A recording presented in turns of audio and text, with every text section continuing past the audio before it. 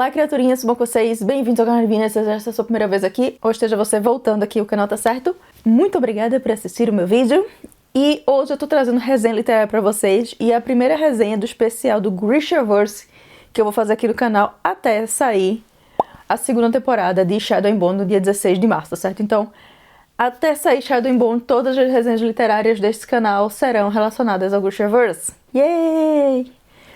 E eu tô começando hoje com o lançamento mais recente do Grishaverse, tá certo? Pra quem achava que o Grishaverse tinha acabado, que é o Demon in the Wood, ou Demônio na Floresta, como ficou o título dele no Brasil, tá? Essa daqui é a versão inglesa, foi a versão que eu comprei, que é a que tem aqui. E essa história, originalmente, foi escrita e publicada em 2013 pelo Leigh Bardugo, mas nunca foi publicada sozinha. Essa história só estava incluída como conteúdo extra na edição de colecionador de Ruína e Ascensão, que saiu lá nos Estados Unidos, tá certo? Acho que nem a versão brasileira tem essa história. E é um conto barra novela que ela fez, na época, contando um pouco da história do Darkling, de como foi a infância e adolescência dele. E ano passado ela resolveu lançar essa história sozinha, só que para ser uma coisa mais diferente, mais legal, ela resolveu transformar em história em quadrinhos, tá? E para isso ela chamou a Dani Pendergast para ser a ilustradora do livro. E em setembro do ano passado esse livro saiu por lá. E agora, no dia 15 de fevereiro, ele foi lançado no Brasil pela editora Planeta Minotauro. Infelizmente, a edição brasileira não é como a edição britânica e a edição americana, que são de capa dura. Porque, inclusive, gente, esse livro aqui é sonho de colecionador, viu? Porque lindo demais. Se vocês quiserem que eu faça um book tour dele no Reels ou no Shorts, é só me avisar, porque quando eu vi, assim, quando eu peguei ele na livraria, eu vi coisa linda. A versão brasileira não é capa dura, é capa brochura, tá certo? Infelizmente. Mas ainda assim, é a mesma capa, a mesma arte de capa que esse daqui. Mas encadernações à parte, qual é a história de Demônio na Floresta? Demônio na Floresta, a gente acompanha Alexander, ou o Darkling, séculos antes dele se tornar o Darkling, séculos antes mesmo dele se tornar o Black Herrick, ou o Herege Negro, tá certo? Que é o título mais infame dele. Nessa história, ele só tem 13 anos de idade. Ele tá junto com a mãe dele, Bragda. Bragda? Eu sempre tenho problema pra pronunciar esse nome dessa mulher, é complicado. Braga. Vocês sabem que é a mãe dele. Viajando pra um acampamento Grisha pra passarem um tempo lá. Mas por que viajando? Porque ele cresceu nômade, porque essa era a vida dos Grisha na época em que o Darkling era uma criança, um adolescente, até jovem adulto. O mundo que ele cresceu é muito diferente do mundo de Alina Starkov.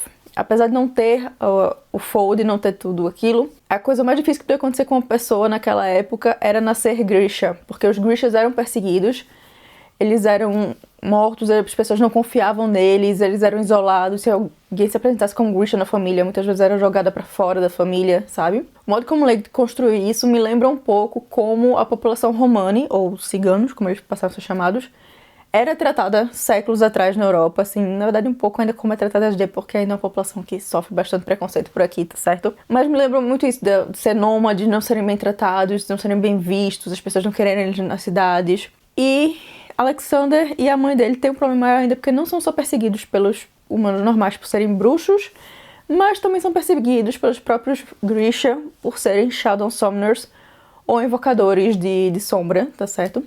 Por eles terem esse poder especial deles, os outros Grishas não confiam neles porque só eles têm esse poder, ninguém mais tem, sabe? Então eles são vistos como antinaturais, como abominações, tudo isso. Por isso Bragda acha mais seguro, em vez deles ficarem num lugar só, ou num grupo, junto com um grupo só de Grishas, eles ficarem peregrinando entre vários grupos de Grisha e mudando de nome constantemente. Tipo, o nome dele de batismo, de nascimento é Alexander, mas cada vez que eles vão para uma nova cidade, ele e a mãe mudam de nome. Aqui nessa história, ele está sendo chamado de Eric e ela está sendo chamada de Lena. E eles vão para esse acampamento e passam um tempo lá e tal, só que ele até consegue começar a fazer uma amizade com a menina da idade dele. Uma das poucas vezes que ele não estava sozinho ou isolado na vida dele. Até que é claro que tudo dá errado, né? E é compreensível a hora como Bragda cria ele, porque a gente vê que ela realmente é meio cruel na criação dele, mas é pra proteger ele. porque se não fosse isso ele não sobreviveria, sabe, nessa história. E você vê o porquê do Darkling acabar se tornando Darkling. O que foi que levou ele a se tornar aquela pessoa que a gente conhece em Shadow and Bone, que é manipuladora, que é ardilosa, que não se preocupa com os outros, só se vê o ponto final, a linha de chegada, e sem ver que ele tá passando por cima pra chegar lá, sabe? Tudo isso fica bem compreensível quando você lê essa história. Tanto que nos agradecimentos no fim do livro, Leite escreve que ela não sabe se essa é uma história de origem de um herói ou de um vilão, porque ela não consegue se decidir o que é que o Darkling é, se ele é um herói dos Grisha ou se ele é o vilão de Ravka, sabe? E eu concordo com ela, eu concordo muito com essa visão dela, porque apesar de todos os crimes que ele comete, apesar de todas as pessoas que ele machuca, que ele mata no meio do caminho, ele consegue atingir o objetivo dele, que é o objetivo que ele determina aqui nesse livro, que é trazer um futuro melhor para os Grisha, onde os Grishas passem a ser bem tratados, passem a ser vistos como pessoas valiosas e não só a escória da humanidade, sabe? Então, apesar de tudo de errado que ele fez, ele estava certo, de certo modo, sabe? E isso faz com que ele me lembre muito outro personagem que também começou com as melhores das boas intenções no mundo, mas foi corrompido pelo ódio da humanidade e acabou virando vilão, que é Magneto. Eu acho que Magneto e Darkling são muito parecidos, não só nas motivações deles de quererem proteger o povo deles, um povo que tem poderes especiais, que é diferente da população normal, de querer trazer um mundo melhor para o povo deles, mas também de terem tido infâncias super difíceis, na qual foram perseguidos, na qual foram torturados pelo que são. Magneto por ser mutante e ser judeu, né? Afinal ele cresceu na época da Segunda Guerra Mundial, infelizmente. E o Darkling por ser Grisha e por ser um Shadow Summoner. Os dois têm muita coisa parecida assim, tanto que eu não sei se foi proposital ou não, mas pra mim o fato de que o pseudônimo de Alexander nessa história é Eric, me parece uma referência a Magneto. Não sei se foi proposital, se foi Dona Leigh Bardugo, a Senhora Genial. Se não foi a Senhora Genial do mesmo jeito, mas também deu um chute aqui, foi um gol maravilhoso dessa referência a Magneto, quer ela seja intencional ou não, mas eu gostei. E eu gostei muito dessa história por trazer esse background do Darkling, um personagem que, apesar de não ser o meu favorito na história em si, eu gosto muito mais de Alina mesmo. Ele é um personagem que é muito interessante, que eu gosto muito, que eu adoraria ver mais do passado dele, da história dele, sabe? De como ele se tornou quem ele é. Tanto que é uma coisa que eu gostei muito no seriado Netflix, é de mostrar como ele fez o Shadowfolder, mostrar um pouco mais do passado dele ali. Quando a gente tem aquelas cenas com o ponto de vista dele, eu gostei bastante disso. Que é uma coisa que eu sinto um pouquinho de falta nos livros, não vou mentir. Mas em questão de desenho, eu gosto muito da arte da Dani Pendergast, certo? Eu não tinha lido nada dela até então, não conhecia o trabalho dela.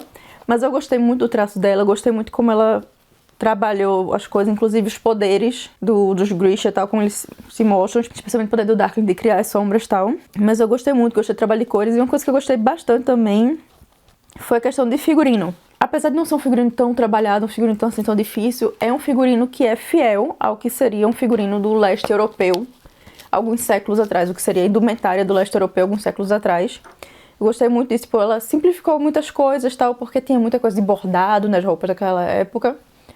Mas ela simplificou por questão de desenho, mas ainda assim ficou muito legal e muito parecido com realmente o que a galera usava no leste europeu uns 3, 4 séculos atrás, sabe? Mas o veredito final é que, tipo, se você é fã do Grishaverse, você vai adorar essa história e vale muito a pena ler.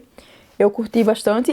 Como é um quadrinho, uma leitura rápida, numa tarde você termina, então zero bronca. Mas se você também tiver interesse, essa história também está disponível em audiobook com narração de Ben Barnes, tá certo? Porque assim, preciso dizer mais alguma coisa do que é Ben Barnes fazendo Darkling adolescente no pé do seu ouvido?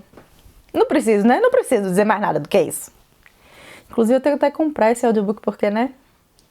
Sou esse tipo de gente. Mas então, pessoal, me contem aqui embaixo se vocês estão interessados em ler Demônio na Floresta, se vocês já leram, se vocês vão comprar ou não. Me conta aqui embaixo, tá certo? Também não esquece de me dizer se vocês querem o book tour desse livro, tá? Porque ele é um livro que vale a pena fazer um book tour. Também não esquece de me seguir nas minhas redes sociais, que vão estar link aqui em cima, pra vocês verem. E com os links aqui embaixo, tá? Pra ficar por dentro dos bastidores do vídeo, ver o que eu tô fazendo na minha vida. E também poder dar pitaco no que vocês querem ver aqui no canal no futuro, tá? Por hoje é só, eu fico por aqui e vejo vocês no próximo vídeo. Tchau!